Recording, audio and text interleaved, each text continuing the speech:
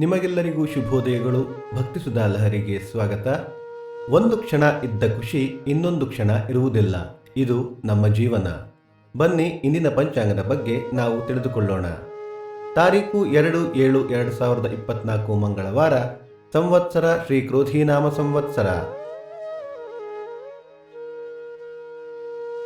ಈ ದಿನ ಜನ್ಮದಿನ ಹಾಗೂ ವಿವಾಹ ವಾರ್ಷಿಕೋತ್ಸವ ಆಚರಿಸುತ್ತಿರುವ ನಮ್ಮೆಲ್ಲ ವೀಕ್ಷಕರಿಗೂ ಹಾರ್ದಿಕ ಶುಭಾಶಯಗಳು.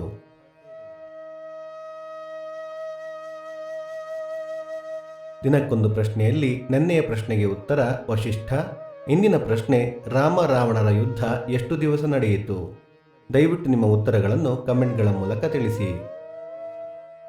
ಆಯನ ಉತ್ತರಾಯಣ, ಋತು ಗ್ರೀಷ್ಮ ಋತು, ಮಾಸ ಜ್ಯೇಷ್ಠ ಮಿಥುನ, ಪಕ್ಷ ಕೃಷ್ಣ ಪಕ್ಷ. ತಿಥಿ ಏಕಾದಶಿ ಬೆಳಿಗ್ಗೆ 8:42ರವರೆಗೆ, ನಂತರ ದ್ವಾದಶಿ. ನಕ್ಷತ್ರ ಭರಣಿ ಬೆಳಿಗ್ಗೆ 6:03ರವರೆಗೆ, ಕೃತ್ತಿಕ ನಾಳೆ ಬೆಳಿಗ್ಗೆ 4:51ರವರೆಗೆ. ಯೋಗ ಧೃತಿ ಕರ್ಣ ಬಾಲವ. ಮಳೆ ನಕ್ಷತ್ರ ಈ ತಿಂಗಳ 5ರವರೆಗೆ ಆರಿದ್ರ ಮಳೆ. ನಮ್ಮ ವಾಹಿನಿಯನ್ನು ಸಬ್ಸ್ಕ್ರೈಬ್, ಲೈಕ್ ಮತ್ತು ಶೇರ್ ಮಾಡಿ.